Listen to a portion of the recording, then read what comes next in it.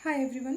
तो इस वीडियो में हम लोग इस क्वेश्चन को सॉल्व करेंगे। क्वेश्चन में हमारे पास प्रोसेस की ID, arrival time, burst time जो है गिवन है। और बर्स्ट टाइम किस तरीके से दिया हुआ है हमारे पास कि पहले जो है बर्स्ट टाइम यानी कि ये सीपीयू बर्स्ट टाइम है, फिर उसके बाद प्रोसेस को आईओ की रिक्वेस्ट आ रही है तो आईओ बर्स्ट टाइम दिया हुआ है, फिर उसके बाद फिर से वो रनिंग स्टेट में जा रहा है यानी कि सीपीयू के पास जा रहा है, और उसके बाद का जो उसका बर्स्ट टाइम है वो भी गिवन है। क्वेश्चन में हमारे पास बोला गया है completion time, turn around time and waiting time को कैलकुलेट करना। जैसे हमने स्टेट डायग्राम पढ़ा था ना कि पहले रेडी स्टेट में प्रोसेस आता है, फिर रनिंग स्टेट में जाता है, और अगर प्रोसेस को आईओ की रिक्वेस्ट आती है तो वो वेट एंड ब्लॉक स्टेट में चला जाता है। तो वो जो वेट एंड ब्लॉक स्टेट वाला जो टाइम है ना वो यहाँ पे गिवन है। फिर वेट एंड ब्लॉक स्टेट से वापस से फिर प्रोसेस रेडी स्टेट में आता है, फिर रनिंग स्टेट में जाता है। तो फिर जो दोबारा प्रोसेस रनिंग स्टेट में गया उसका भी जो टाइम यहाँ पे जो गिवन है।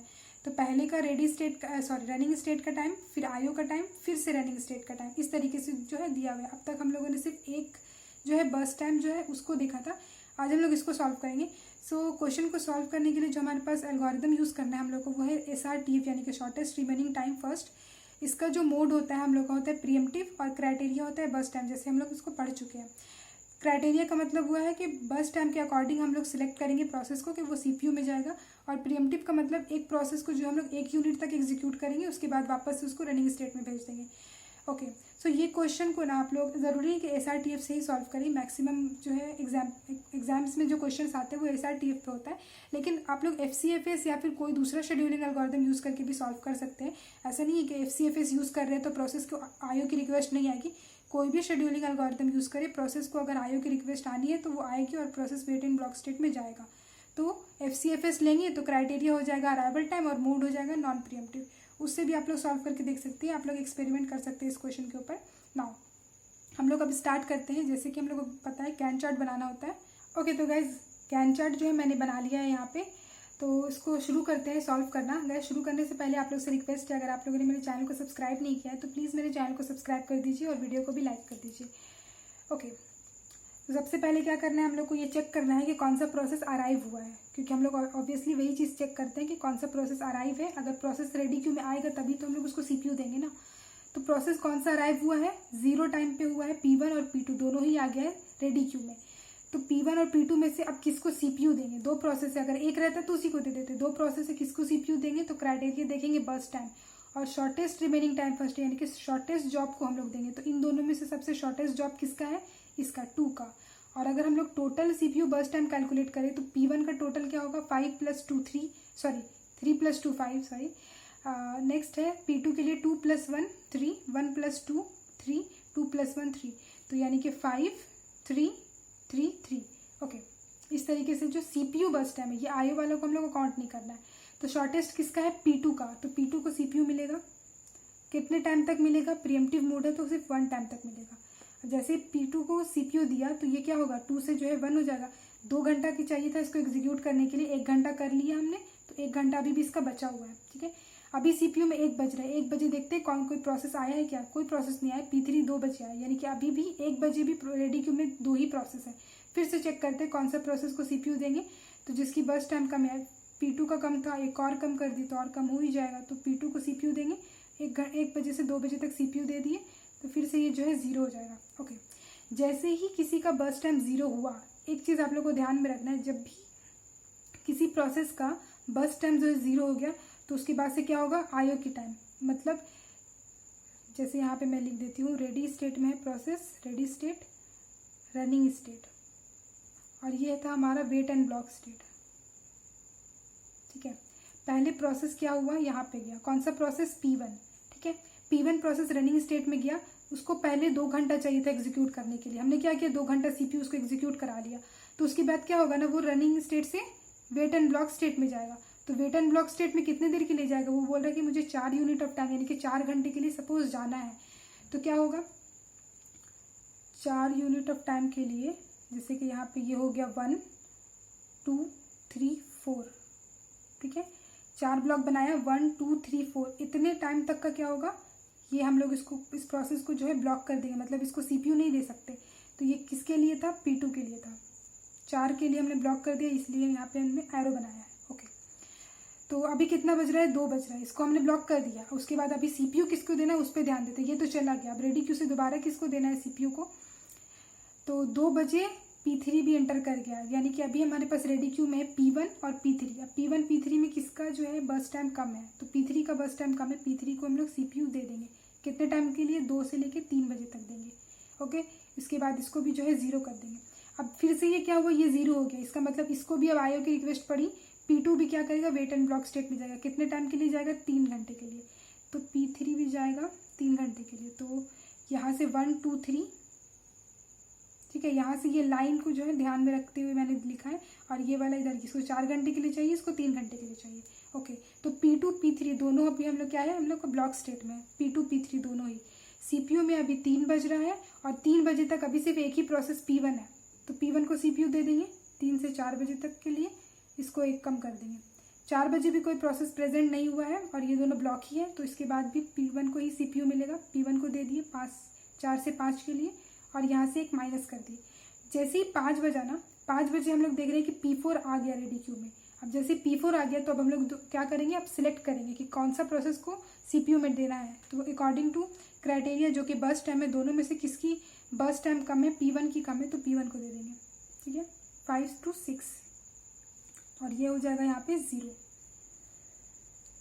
अब ये क्या हुआ, जैसे ये 0 हुआ, इसके बाद इसकी भी IO जो है स्टार्ट होगी। तो इसकी IO स्टार्ट होगी कितने टाइम के लिए, 2 घंटे के लिए।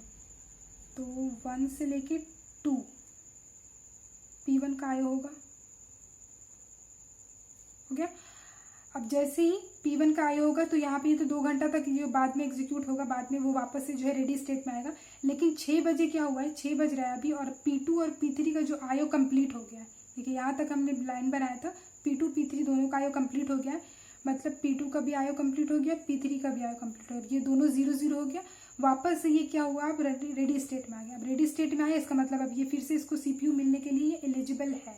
तो P2 को CPU 1 घंटे के लिए चाहिए, P3 को 2 घंटे के लिए चाहिए। अब फिर से स्टार्ट करेंगे और बस टाइम के अकॉर्डिंग जो है CPU देंगे। तो अभी 6 बजे तक में हमारे पास कौन कौन से प्रोसेस है, P1 को छोड़ देते हैं क्योंकि P1 अभी हमारा ब्लॉक स्टेट में है। P1 ब्लॉक स्टेट में है, P2 है, P3 है और P4 भी है। तो इन तीनों में से किसकी बर्स्ट टाइम कम है, P2 का है 1, P3 का है 2 और P4 का है 2। तो इनमें से किस प्रोसेस को हम लोग देंगे, P2 को देंगे, क्योंकि P2 का जो है 1 है, इन दोनों का जो 2 है, इसका 2 है, इसका भी 2 है। तो P2 को हम लोग CPU दे देंगे 6 to 7 P2 को दिए, ये हो गया 0। अब जैसे ये 0 हुआ, ये प्रोसेस का काम खत्म। ये प्रोसेस जो नेक्स्ट जो हमारा स्टेप था टर्मिनेट वाला, उसमें जाके फिनिश हो गया, वो खत्म हो गया हमारा। नेक्स्ट 7 बज रहा है, 7 बजे P1 एंटर नहीं किया, P1 एंटर करेगा 8 बजे। तो अभी कौन कौन से प्रोसेस बचे हैं हमारे पास CPU में, हमारे पास बचे हैं P3 P4 में से किसको CPU देंगे, तो जो सबसे पहले आया है, दोनों की बस टाइम जो है इक्वल है, 2 यूनिट और 2 यूनिट। लेकिन CPU किसको देंगे सबसे पहले, अराइवल टाइम। जब भी इक्वल हो जाता है तो हम लोग अराइवल टाइम देख लेते हैं। तो P3 को CPU देंगे 7 से 8, P3 को CPU दे दिए, P3 को CPU दिए तो ये 2 था, ये 1 हो गया। ओके, अब 8 बज रहा है, 8 बजे क्या है ना कि P1 का जो है वेट एंड ब्लॉक वाला जो आया था वो कंप्लीट हो गया, वापस से वो क्या है, रेडी स्टेट में आ गया। मतलब अब P1 भी एग्जीक्यूशन के लिए एलिजिबल है। तो 8 बजे कौन कौन सा प्रोसेस प्रेजेंट है, P1 प्रेजेंट है, हमारा P3 प्रेजेंट है और P4 प्रेजेंट है। तो किसकी शॉर्टेस्ट टाइम है, बर्स्ट टाइम किसकी कम है, तो P1 का है 2 यूनिट। यहाँ पे इसने IO कंप्लीट कर लिया है, तीनों ने IO कंप्लीट कर लिया अपना। ओके, P1 की है 2 unit burst time, P2 complete हो गया। P3 के लिए क्या है 1 यूनिट, P4 के लिए है 2 यूनिट। तो किसको CPU देंगे, P3 को देंगे, यानी कि 8 to 9 किसको मिलेगा CPU, P3 को CPU दिया और P3 का ये वाला जो 1 यूनिट है ये भी 0 हो गया। मतलब P3 भी अब टर्मिनेट हो गया। अब सिर्फ 2 प्रोसेस बचे हैं, P1 और P4। P1 P4 में से किसको CPU देंगे, P1 को दे देंगे, क्योंकि P1 जो है पहले आया, 0 टाइम पे आया। ये तो 5 बजे आया था, लेकिन ये 0 ही टाइम पे आ गया। तो P1 को CPU देंगे, कितने टाइम के लिए देंगे, 9 से लेकर के 10 तक देंगे। क्या 10 तक देंगे तो भी सही है, उसके बाद आप लोग को P1 ही देना पड़ेगा। मैं 11 तक देती हूँ डायरेक्ट, क्योंकि एक स्टेप में काम करने से हो जाएगा। देखिए P1 का बर्स्ट टाइम कम है और अराइवल टाइम भी कम है। अगर इसको एक माइनस करेंगे, फिर उसके बाद फिर से चेक करेंगे, तो फिर से P1 को ही कम आएगा। तो इससे अच्छा है कि एक बार में 9 से 11 जो है P1 को दे दें। अगर आप लोग प्रैक्टिस करेंगे तो ये चीज़ अच्छे से समझ में आ जाएगा। ठीक है, 9 से 11 दे दिए तो ये वाला जो है एक बार में खत्म हो गया, P1 भी जो है कंप्लीट हो गया, टर्मिनेट हो गया। अब क्या है, P4 का टाइम आएगा। P4 को हम लोग CPU देंगे। अब क्योंकि इसको ये बोल रहा है कि 2 घंटे के लिए CPU चाहिए, तो अब तो कोई प्रोसेस है नहीं हमारा रेडी स्टेट में, तो इसको 2 घंटे के लिए हम लोग दे ही सकते हैं, 1-1 घंटे के लिए भी दे सकते हैं, फिर बाद में उसी का टर्न आएगा, लेकिन डायरेक्ट 2 घंटे। तो 11 से लेकर के 13 तक P4 को दे दिए, तो ये हो गया 0। इसके बाद ये IO परफॉर्म करने जाएगा P4। देखिए P1 P2 P3 अपना IO कंप्लीट किया, टर्मिनेट कर गया। P4 का भी कहीं हमने लाइन ड्रॉ नहीं किया, तो P4 को भी तो IO परफॉर्म करना है ना, तो P4 का क्या है, 2 घंटे तक IO परफॉर्म करना है P4 को। तो ये जो है मैंने यहाँ पे 2 घंटा इस तरीके से लाइन किया। 13 से 14 और 15 ये क्या रहेगा, CPU आइडल रहेगा, क्योंकि ये जो गैंट चार्ट होता है ना, ये CPU का टाइम को बताता है, IO का टाइम नहीं बताता। IO का टाइम में क्या रहेगा, जब ये process P4 wait and block state में जाएगा तो उस टाइम CPU तो खाली रहेगा ना, तो हमने दिखा दिया कि CPU खाली है, यानी कि 13 और 15 जो है CPU खाली है। 15 पे ये एंट्री लेगा वापस से, और इसको बस टाइम जो है 1 यूनिट चाहिए, तो P4 जो है फिर से 15 to 16, और फिर ये भी जो है 0 हो जाएगा, ये भी 0 हो गया। ओके, P4 का कंप्लीट हो गया एग्जीक्यूशन। सो ये रहा हमारा गैंट चार्ट इस वाले क्वेश्चंस का। नाउ अब हम लोग क्या करेंगे, कंप्लीशन टाइम लिखेंगे। कंप्लीशन टाइम हम लोग जानते हैं पीछे से लिखते हैं, तो P1 का पीछे से देखेंगे क्या है, P1 पीछे से यहाँ पर आया है, तो यहाँ पे 2 टाइम है, एक 9 टाइम है और एक 11 टाइम है। ये दोनों टाइम क्या बता रहे हैं कि 9 बजे जो है ये वापस से जो है रनिंग स्टेट में गया, और निकला कब, 11 बजे। तो कंप्लीट कब हुआ है, 11 बजे, लास्ट वाला टाइम को लिखते हैं, तो 11 लिखेंगे। इसी तरीके से P2 के लिए क्या है, 7। ओके, P3 के लिए क्या है, 9, एंड P4 के लिए क्या है, 16।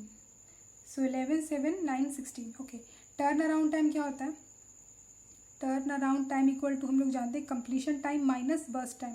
और ये जो burst time, sorry completion time minus arrival time होता है, सॉरी अराइवल टाइम। ओके, तो completion time minus arrival time करके हम लोग टर्न अराउंड टाइम लिख देते हैं।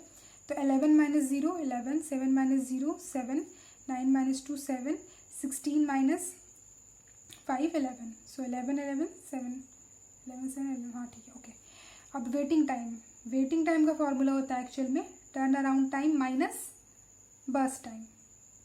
ओके, अब बर्स्ट टाइम जो है यहाँ पे तो हमारे पास इस तरीके से बर्स्ट टाइम दिया हुआ है, तो हम लोग क्या करेंगे, CPU का जो टोटल बर्स्ट टाइम है ना वो उस पर हम लोग ध्यान देंगे, IO टाइम पे नहीं। तो सिर्फ ये वाला या फिर सिर्फ ये वाला पे हम लोग को ध्यान नहीं देना, हम लोग को टोटल लिखना है। जैसे यहाँ पे 3 था, तो मैंने काट दिया है, लेकिन आई होप दिख रहा होगा आप लोगों को। तो 3 + 2 क्या होगा, 5, यानी कि P1 का जो बर्स्ट टाइम होगा वो होगा 5। सो माइनस करेंगे turn around time minus burst time. So 11 minus 5 यानी कि 6, 7 माइनस ये कितना 2 + 1 3, 7 माइनस 3 यानी कि 4, 7 माइनस 1 + 3 यानी कि यहाँ पे भी होगा 4, 7 माइनस 3 4, 11 माइनस 3 यानी कि 8। ओके, तो ये आ गया हमारा वेटिंग टाइम। अब इसके बाद जो है एवरेज वेटिंग टाइम को कैलकुलेट कर सकते हैं। एवरेज वेटिंग टाइम क्या होगा, सबको ऐड कर देना है। सबको ऐड करने के बाद क्या होगा, 10 और ये 22, तो 22 डिवाइडेड बाई जितने हमारे पास प्रोसेस है, यानी कि 4 प्रोसेस है तो 4, तो 22/4 करेंगे तो हमारे पास आएगा 5.5 यूनिट। ओके, तो ये हो गया हमारा। इस तरीके से हम लोग क्वेश्चन को सॉल्व करते हैं। और आप लोग एक काम करना, खुद से चेक करना कि FCFS से इसको किस तरीके से सॉल्व कर रहे हैं। FCFS से एक बार सॉल्व करने की कोशिश करना। फिर अगर और टाइम है आप लोग के पास तो राउंड रॉबिन और जितने भी एल्गोरिदम हम लोग पढ़े, शेड्यूलिंग एल्गोरिदम, सबसे जो है क्वेश्चन को इस तरीके से सॉल्व करके देखना। क्योंकि हम लोगों ने जितना भी क्वेश्चन को सॉल्व किया या फिर जितने जो एग्जाम में आते हैं मैक्सिमम, वो सब इसी बेस पे होता है कि प्रोसेस रेडी स्टेट में है, वो रनिंग स्टेट में गया और प्रीएम्पशन हो रहा है, नॉन प्रीएम्पशन है। लेकिन वेटिंग और ब्लॉक स्टेट का जो टाइमिंग है ना, वो नहीं दिखाता है। अभी आप लोगों ने और दिमाग लगाया होगा तो आप लोगों को पता चल गया होगा कि हमारे पास सस्पेंड वेट और सस्पेंड रेडी वाला स्टेट भी एक होता है। अगर उसमें प्रोसेस जा रहा है तो उसका भी हम लोग को टाइम को माइनस करना पड़ेगा। तो उतना डीपली में जो है क्वेश्चंस नहीं आते। क्वेश्चन जो है इस वाले टाइप का क्वेश्चन आता है, या फिर जो है डायरेक्ट जिसमें बस टाइम दिया हुआ रहता है वो वाला क्वेश्चन आता है। सो आई होप गाइस आप लोग को ये वीडियो अच्छा लगा होगा, तो इसको प्लीज़ लाइक कर देना। और अगर अभी तक मेरे चैनल को सब्सक्राइब नहीं किया है तो प्लीज़ मेरे चैनल को सब्सक्राइब कर देना। Thank you so much guys for watching this video.